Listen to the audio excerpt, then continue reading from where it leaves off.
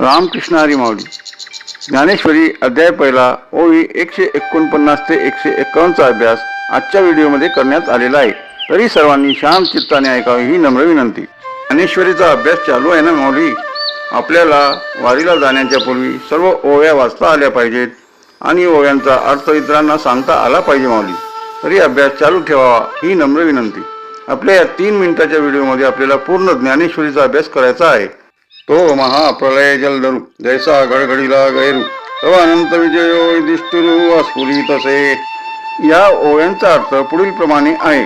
जसा प्रलय काळाचा मेघ अत्यंत गंभीरपणे कडकडाट करतो तसा तो शंखांचा आवाज सर्वत्र घुमला. त्याच वेळी धर्मराज युधिष्ठिर यांनी आपला अनंत विजय नावाचा शंख मोठ्या उत्साहाने फुंकला. आता काही शब्दार्थ पाहू. महाप्रलय जलधरू म्हणजे काय? प्रलय काळातील ढग.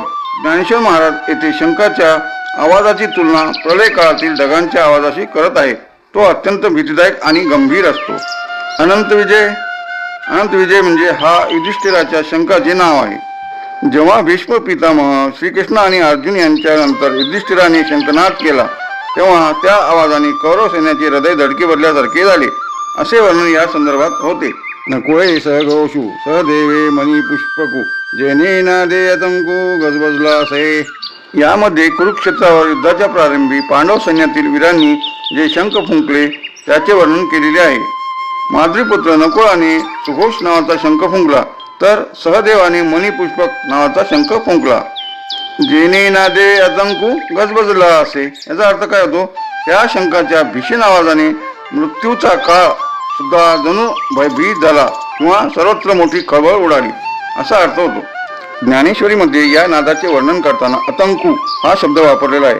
याचा अर्थ असा होतो की त्या शंखनादामध्ये इतकी शक्ती आणि जरब होती की शत्रुपक्षात भीती तर पसरलीच पण प्रत्यक्ष मृत्यूचा काळही त्या आवाजाने व्याकुळ झाला. हे पांडवांच्या विजयाचे आणि प्रबळ आत्मविश्वासाचे प्रतीक मानले जाते. ते भूपती होते अनेक द्रुपद द्रौपदे अधिक आकाशीपती देख महाबाहू. तेथ भूपती होते अनेक म्हणजे काय? तिथे अनेक पराक्रमी राजे एकत्र आलेले होते. त्यामध्ये राजा द्रुपद आणि द्रौपदीचे 5 पुत्र इत्यादींचा समावेश होता. ज्याच्या भुजा अत्यंत बलवान आहेत असा तो महाबळी काशीराज देखील येथे उपस्थित आहे. ज्ञानेश्वर माऊली ज्ञानराज माऊली तुकाराम. ज्ञानेश्वर माऊली ज्ञानराज माऊली तुकाराम. तुकाराम तुकाराम तुकाराम तुकाराम. बोला पुंडलिक वरदे हर विठ्ठल श्री गुरु ज्ञानदेव तुकाराम. पंढरीनाथ महाराज की जय. माऊली ज्ञानेश्वर महाराज की जय.